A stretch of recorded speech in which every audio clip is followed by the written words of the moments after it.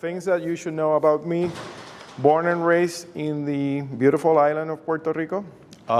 Also been known to double dip every now and then. Happens. And we've been, actually, I just skipped ahead the introductory slides because we developed this concept for the power generation industry, but we certainly see its application in other industries as well, okay? So I don't want for you to get caught up with the whole power gen thing, okay? Any questions, expectations, doubts that I should know of before I get started here? We're good? All right, let's do this. So the question is, how do we measure or monitor the health of our assets, right? So one option, right, is for you to have your asset hooked up to a SCADA system, right, or a DCS or something like that. But we think that it tells you probably half the picture, because obviously it's a good thing for you to be able to, you know, get the vital signs, get the pressure, get the heart rate. But I guess the other question is, how good of a job are we doing in terms of maintaining the asset, right? That's one way of looking at it. Kevin mentioned this morning something to the effect that you probably have a lot of data in your EAM, but then what are you doing with it, right? So this also addresses that question. So what we're going after, because, and you've probably seen this, right? Where you have this idea of being able to hook up your SCADA into your EAM and do, like, you know, preventive maintenance being triggered by running hours.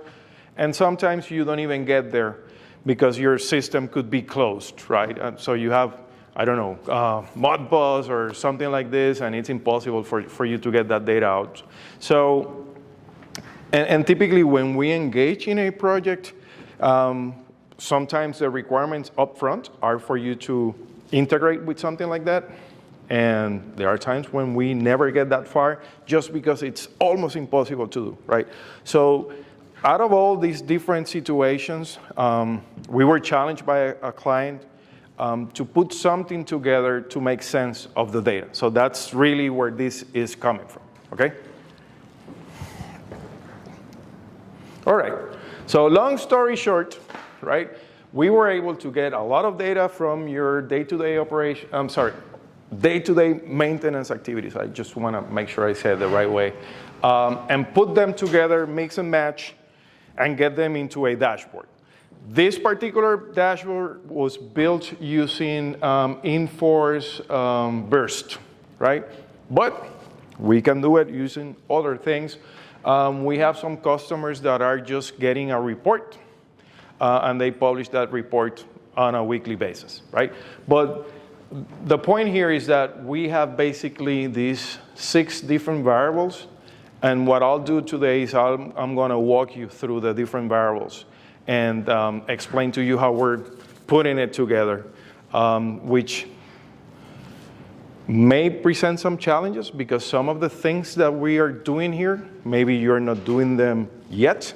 So I also would like for you to consider some of these options, which may or may not eventually make its way into something like this, but I think there's benefit in implementing some of them, okay? So the 6 elements are asset condition, inventory compliance. We call it overhaul here, but it really talks to the life cycle of the asset. And I'll explain. PM compliance, work order priority, work order split, okay? So we combine all those and then we actually weight them, right? So depending on whether or not you have visibility over your inventory, you may want to turn it off, right? So that's kind of how it's all put together. So now let's dig into the different components. Right, so in this particular example, we're looking at a power plant. This is probably a combined cycle, but what you need to know is that we're taking this major system and then kind of like splitting it into domain subsystems, right? So it may vary from industry to industry, but that's really the concept here, okay? So let's look at how this is put together, right? So it's a function of probability, PM compliance, preventive versus corrective, work order priority, asset condition, and critical spares. So how do they come together, right? When it comes to probability, right, and we saw that curve this morning, the question is how long before the next overhaul, right? Because the closer you get to the next overhaul, the bigger the chances are that the equipment may fail, right? So we're kind of giving you that horizon for you to consider. Another way to look at the asset health index is what's the risk, right? Because of the way we're doing our maintenance, what kind of risk am I introducing into my system, right?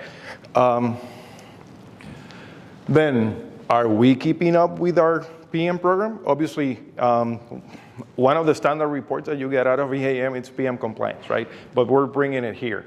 Are we, and then we're looking at two things, right? First and foremost, are we generating all of the work orders that are supposed to be generated? That's question number one. Question number two is, are we completing that work on time, right? So those are the two variables that we look at when looking at the PM compliance. Am I going at a good rate? The pace is good? Everybody following? Okay. The third one, right? So we're looking at the split between these two, right? Preventive and corrective. The theory says that if you're doing your PMs correctly, then you should have less breakdowns, right? So looking at that ratio between the two, and actually we have some customers that made adjustments because they realized that they're probably on a 6-to-1 ratio. So they don't want to see a funny number here, and they, have ways of taking that into consideration, but that's the theory behind this, okay? Are we taking care of the highest priority work to begin with, right? And we're going to explain how we are prioritizing work within some of our installations. What is the condition of the asset? Now, here's the caveat. According to the people in the field, right? Because you may have automatic ways for you to pull in asset condition, but one of the things that we have been doing, especially if we don't have integration into a SCADA, for example, is asking the mechanics, the technicians, because they're the ones actually touching and seeing these assets, to provide us with an idea in terms of how good or bad they are, okay? And I'll explain. Do I have the right spares in the right quantities in my stockroom, okay? Any questions so far? We're good? All right. Yeah? When you were saying about assessing condition, are you doing that in rounds, or are you doing that in your, as the maintenance technicians are working on? For every work order that we put out there, we ask for feedback. So it could be an inspection altogether, or it could be just your regular go fix whatever, right? Or your operator rounds if you're using that. Yeah, either way. Checklist or whatever you're using to be around. Right, that's the idea here. That at every intervention, every time that I pass it by or I see it or I touch it, give me some feedback as to what the condition is, okay? Okay, so let's talk about probability, right? And this is where it comes from. Obviously, here's your bathtub curve. The question perhaps, if you look at a turbine at a power plant, right? These are meant to be overhauled every 2 to 3 years, right? In your industry, you might be looking at other timeframes. But, I mean, worst case scenario, if the equipment is meant to run for 20 years, well, then we may just plug in the 20 years. The question for you would be, is there an overhaul that should happen every 4, 5, 6, whatever it is, right? And then rather than to look at the entire life cycle of the asset, can you just try to squeeze it into a digestible unit, right? So this is where it's coming from. Now, the other important thing is that, the other important thing is that this is our baseline for measuring basically everything else, right? So instead of looking at the entire universe of work orders, we're trying to look at these windows. And that gives us, some boundaries as to how many of my work orders am I going to consider when calculating this. Okay? Now, when looking at PM compliance, again, the same thing. I'm using my boundary in terms of that timeline, and then just basically measuring out of my PM schedules, how many work orders did I generate, and then out of those, how many did I close on time, right? Easy peasy. Questions? Yeah. Also with PMs, I mean, you may be getting to it later, but something about optimizing PMs too is where you're over PMing equipment, you're working, you're taking it apart too long and causing greater failure than if you left it alone. Mm-hmm. Do you have any kind of work into, like, are you looking at some of those PMs as well, saying, hey, maybe these are too many PMs on that equipment? We are not. Here's the thing. Typically, whomever is looking after EAM, master data, defining schedules, they typically have other responsibilities, right? So, and obviously this gives us some footing as to, let's look into, optimizing the PM schedules, but still, we don't want to impose that on people. Whatever you have, we'll take it, right? That's the concept here. Try to keep it very, very simple, right? But it's a good question. Thank you. All right, so basically what we're doing is looking at things like how many you generated, what's the schedule end date, what's the actual, and if you met that, then you got a hit. So then we look at, the total number of hits in function of the total number of PM work orders, okay? So that's another element. Then the following one has to do with the ratio between preventive and corrective. Again, same concept, right? I define my overhaul cycle, however long or short it is, and then basically I look at the number of correctives and preventive. Like I said, we have a customer who they went a little bit farther, and what they did is that they tuned it a little bit because they knew and they were kind of expecting for them to have, was it like a 6-to-1, something like that? Okay. And again, same thing, right? Here's the formula. Total number of PM work orders versus the total universe during that time frame.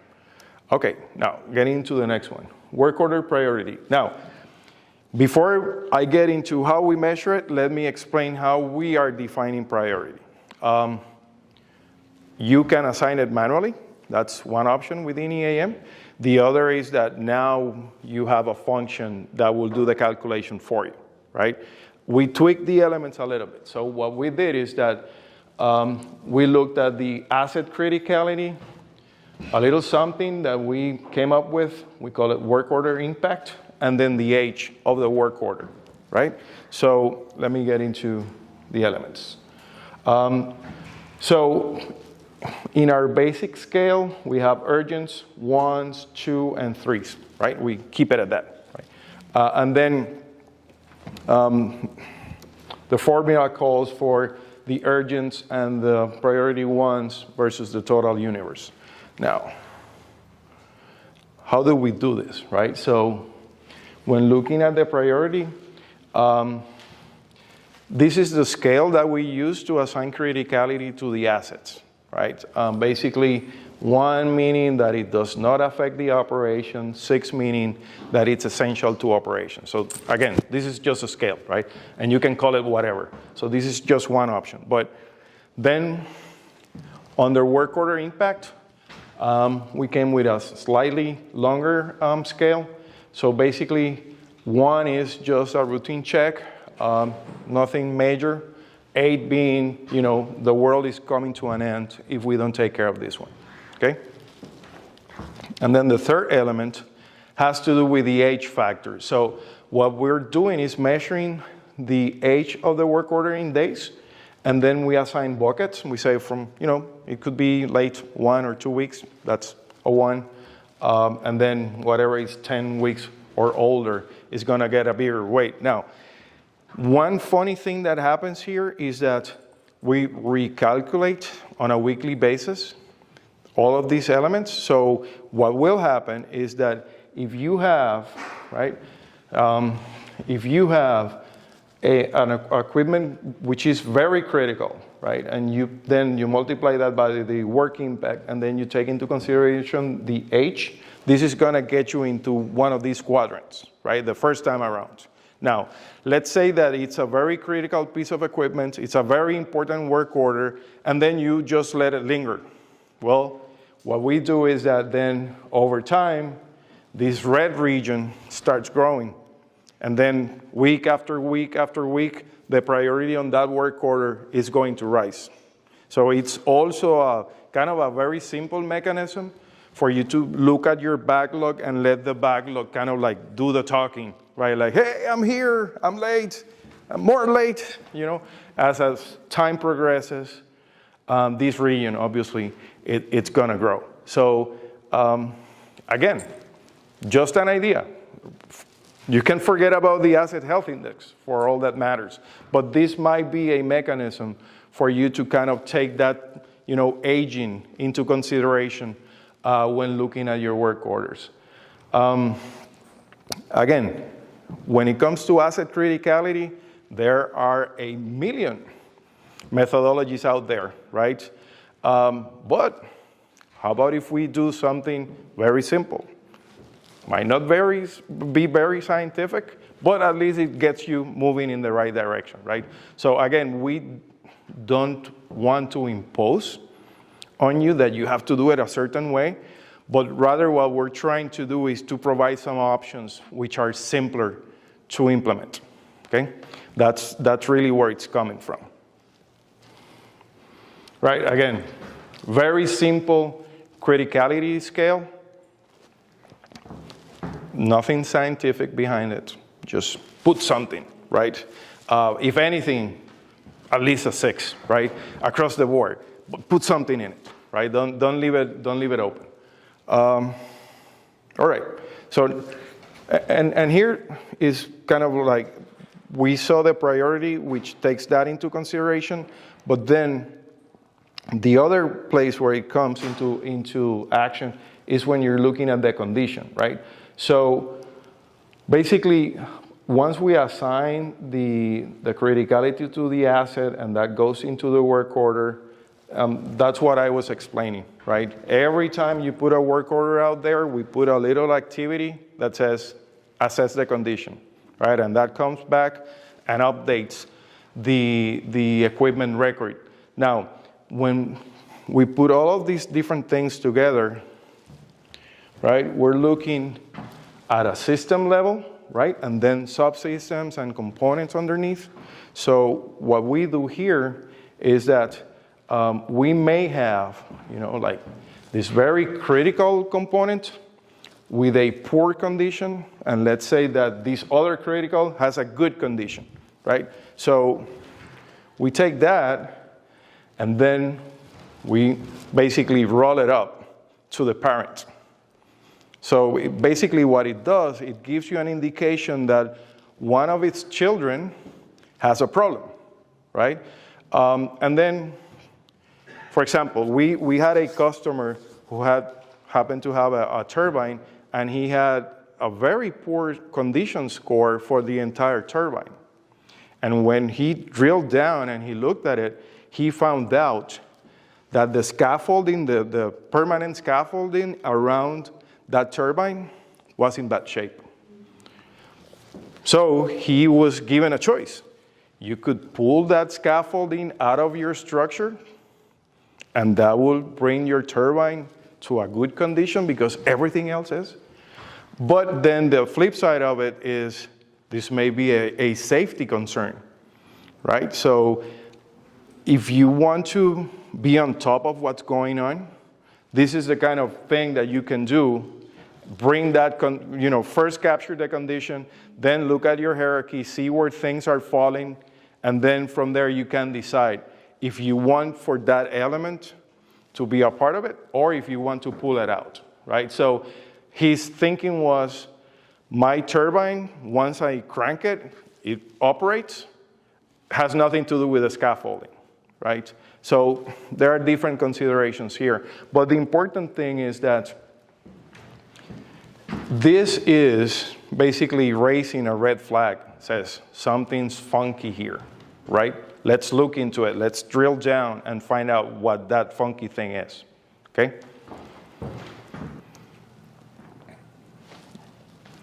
Blah, blah, blah, right? This one is repeated. Okay, and then the other one, right? So in a perfect world, right? We were talking about this. I should be able to have a listing of my critical spares for my critical assets. Getting there, it's a challenge. We recognize that. But if you are there or getting there, the intent of this is looking, once you have that, right? Looking at the critical spares, the quantity required, and whether or not you have them in stock, right? So we're looking at this part, there's nothing in stock, that's a miss. This part, you have plenty, that's a hit. Again, kind of the same concept here. It'll give you some indication as to what might be going on either the procurement or the inventory management side of the house, from the perspective of how is this going to affect my ability to react if this thing goes down, okay? So depending on your environment, this may apply. Some of you may have inventory being carried out on your ERP side of the house. So sometimes we have turned this off just because there's no integration between the two, right? But in a perfect world, I would love to see everybody have this, right? But obviously, it takes a lot of work just to get here. That's basically it.